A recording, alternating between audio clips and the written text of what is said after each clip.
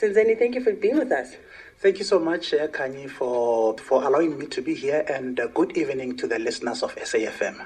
Now, Senzeni, we brought you here today because we want to see people reaching their fullest potential. We want to see people getting that which God has promised them. In Jeremiah, when he talks about the fact that I know the plans I have for you, plans to prosper you and not to harm you. We may think that this will just automatically happen, but it doesn't. What do winners or successful people do that others don't? Very interesting topic, Kanye, and I'm looking forward, to delve into this subject. But before I do that, I just want to narrate a story, a story about the nation of God, the children of Israel. The Bible says that, God delivered the children of Israel from the land of slavery. After he has done that, he showed them the land. He showed them the possibilities. He says, you know what? I have given you this land to possess. Go out and possess the land. Now, before Israel goes out to possess the land, they do something. They send spies out to say, go out and check this land out. And once these spies have checked this land out, they come back and they give two reports. Now, the first report comes from a man called Caleb, and he says, indeed, I've seen the land. It is the land of milk and honey. It's the land that is full of possibilities. It's the land that I've even brought an exhibit. I've brought fruits from that land. These are succulent fruits. That's the first report that they get. And the second report that they get comes from other spies that went with Caleb. And they say, we went there, we checked the land, and we can attest to what Caleb said, that this is a land that is full of possibilities. However, there is one thing that we want to tell you. We saw there in that land the children of Anak.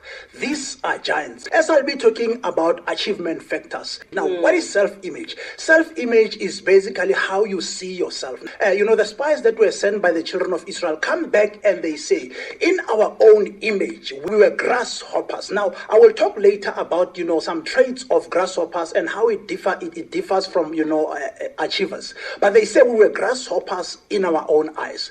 Now, I want you to understand that there's many things that you faced in your life. There's a lot of things that you'll still face in your life. However, you need to understand that you can overcome disease. You can overcome the view that people have about you. You can overcome challenges that you face in your life. But there is one thing that you will never overcome, and that is how you see yourself. And basically, I'm saying that if you see yourself as a loser, you will lose. If you see yourself as somebody who's weak, you will be weak. If you see yourself as somebody who doesn't have self-worth, you will struggle, in having self-worth. When you read the Bible in the book of Proverbs chapter 23, verse 7, it says, for as he think in his heart, so is he. Those who achieve have a positive self-image. So they believe they can achieve. And as a result, they keep trying, they keep knocking, they keep, pursuing. Those who have positive self-image are able to portray that, and through that, they are able to apply themselves, believing that they will succeed. And indeed, they do succeed. And in terms of cultivating this positive self-image, how do you go about it if you've been told time and time again the negative reinforcements of you're useless, you'll never go anywhere in life, look at you, you're not smart, you're stupid. Sometimes parents can say things out of anger that can stick and affect a child right into adulthood. Sometimes teachers can do that. Sometimes friends can do that. People can speak negative things in you that changes your self-image and the way you see yourself. So I'm listening to Senzeni now speaking, and I've become so accustomed to feeling inferior. How do I change that? How do you change that?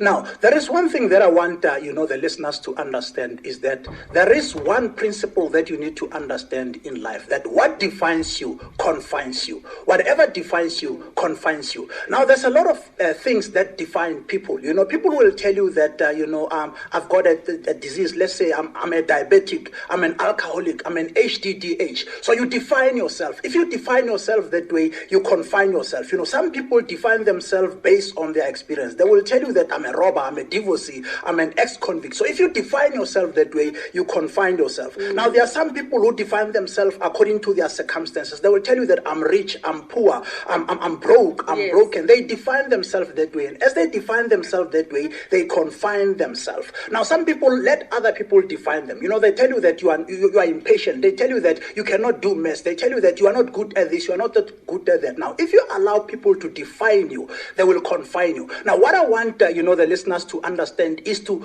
allow God to define you, because if God defines you, he does not confine you. If he defines you, he does not confine you. What do I mean by that? The Bible says that I can do all things through Christ who strengthens me, because people will tell you that you can do 1, 2, 3, but the word of God says I can do all things through Christ who strengthens me. So believing in God and trusting God and listening to the word of God and allowing God to define you, then you are able to understand the capacity and the capability that you have. The Bible says that when the Creator himself created us, he says we are more than conquerors through Christ.